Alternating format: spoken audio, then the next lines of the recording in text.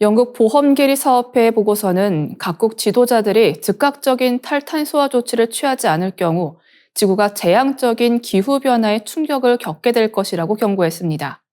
보고서는 탄소 저감 조치가 이루어지지 않는다면 2050년까지 지구 평균 기온이 섭씨 3도 상승하고 온난화로 인한 질병, 영양실조, 식수 부족 분쟁 등으로 최대 40억 명이 사망할 수 있다고 분석했습니다. 이러한 온난화는 사회적 정치적 분열을 초래하며 국정 실패와 자본 손실, 주요 생물종의 멸종 등 생태계 붕괴로 이어질 위험이 있습니다. 특히 최악의 경우 2070년부터 2090년 사이 20년 동안 세계 경제가 치명적인 타격을 입어 GDP의 절반이 사라질 가능성도 제기됐습니다. 세계 기상기구의 최근 데이터에 따르면 지난 1년간 지구 평균 기온은 산업화 이전 대비 1.5도 이상 상승했으며 온난화 속도가 더욱 빨라지고 있어 임계점에 도달할 위험이 높아졌습니다. 보고서는 기존 기후위기 경제 영향평가가 임계점, 해수면 상승, 대규모 이주, 분쟁과 같은 심각한 요인을 간과했다고 비판했습니다. 또한 탄소 배출량과 지구 온난화 사이에는 시차가 존재하기 때문에 지금 배출량을 줄이지 않으면 온난화는 더욱 심화될 것이라고 경고했습니다. 이와 같은 시나리오가 현실화가 된다면 전 세계는 단순한 경제적 손실을 넘어 국가 간 갈등과 대규모 인구 이동, 정치적 불안정성의 증가 등으로 글로벌 체제가 근본적으로 흔들릴 가능성이 있습니다. 이는 기후변화가 단순한 환경 문제가 아니라 경제와 사회 시스템의 안정성을 근본적으로 위협하는 문제임을 보여줍니다. 수석 저자인 샌디 트러스트 이사는 이러한 재앙적인 시나리오를 피하기 위한 현실적인 계획이 전혀 마련되어 있지 않다며 일부 정치 지도자들이 정책 위험성을 과소평가하고 있다고 비판했습니다.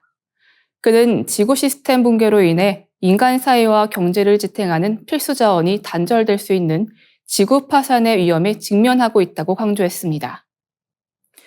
다음 뉴스입니다.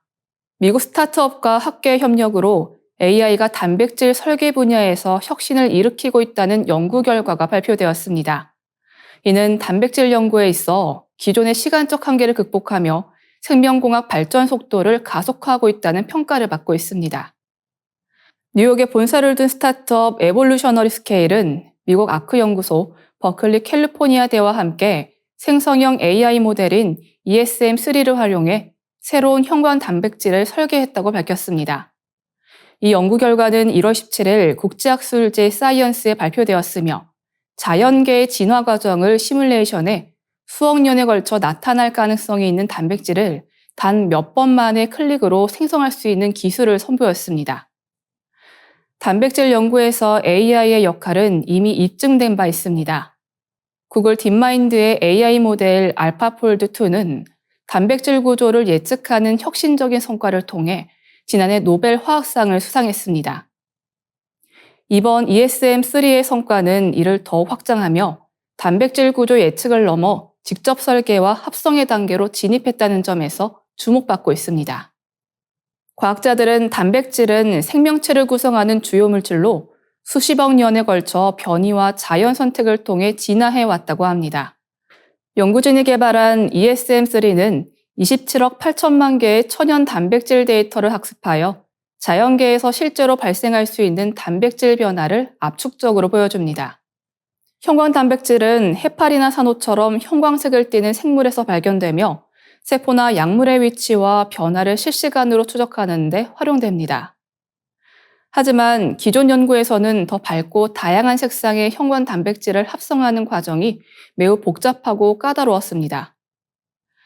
ESM3는 이러한 과정을 대폭 간소화해 기존 형광 단백질과 비교했을 때 밝기와 색상 면에서 우수한 새 단백질을 설계할 수 있었습니다. 진화가 지속된다면 ESM3가 설계한 단백질은 자연계에서 5억 년 이후에 나타날 가능성이 있는 것으로 분석되었습니다. 앞으로 연구진은 ESM3의 데이터 다양성을 확대하고 정밀도를 높여 기술을 더욱 발전시킬 계획입니다. 이러한 연구는 엔비디아, 아마존 등 글로벌 빅테크 기업의 투자도 받고 있어 생명공학과 인공지능 기술의 융합이 가속화될 것으로 보입니다. 다음 뉴스입니다. 뉴욕타임즈는 트럼프의 영토 확장 발언에 돈노 독트린이라는 합성어를 제시했습니다. 이는 트럼프 대통령이 추진하는 팽창주의 외교 전략을 묘사한 용어로 제임스 먼로 전 미국 5대 대통령의 먼로 독트린에서 영감을 받은 신조어입니다. 먼로 독트린은 1823년 제임스 먼로가 연두교서에서 밝힌 외교 원칙으로 유럽 세력의 아메리카 대륙 간섭을 거부하고 이 지역에 대한 미국의 패권을 주장한 내용이 핵심입니다. 트럼프 대통령은 이를 변형하여 아메리카 대륙과 인근 지역의 지배권을 확대하고 영토를 확장하려는 의도를 드러내며 논란을 불러일으켰습니다. 트럼프 대통령은 캐나다를 미국의 51번째 주로 편입하고 덴마크령 그린란드를 매입하며 파나마 운하의 통제권을 되찾겠다는 야심찬 계획을 제시했습니다. 그는 대통령 당선 후 가진 기자회견에서 파나마와 그린란드를 확보하기 위해 군사력 사용을 배제하지 않겠다고 언급하며 의지를 분명히 했습니다. 이러한 발언은 뉴욕포스트 일면 기사에 풍자적으로 묘사되었으며 트럼프 대통령은 해당 기사를 자신의 소셜미디어 계정에 공유하며 자부심을 드러내기도 했습니다. 그중에서도 특히 트럼프 대통령의 관심을 끈 그린란드는 북미 대륙 북동부에 위치한 세계 최대 섬으로 지정학적, 경제적 가치가 높습니다. 그린란드는 북극 항로와 가까운 전략적 요충지이며 풍부한 천연 자원을 보유하고 있습니다.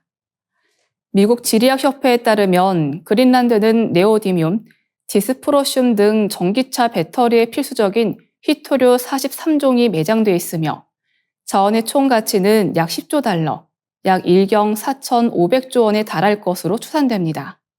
트럼프 대통령의 이러한 정책은 고립주의와 팽창주의를 결합한 독특한 전략으로 미국 우선주의를 기반으로 서방구에서의 패권을 강화하려는 의도가 담겨져 있습니다.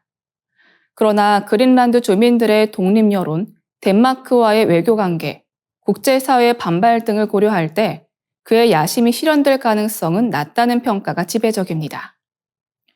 그럼에도 불구하고 트럼프 대통령의 이러한 구상은 미국 외교 정책의 새로운 방향성을 드러냈으며 지정학적 이해관계와 자원 확보의 중요성을 부각시키는 계기가 되었습니다. 앞으로 그린란드를 둘러싼 미국과 국제사회 논의는 북극과 서방구의 미래 전략에서 중요한 시험대가 될 것입니다. 더 많은 지구촌 개벽 소식이 궁금하시면 STV 상생방송 유튜브 채널을 구독해 주시기 바랍니다.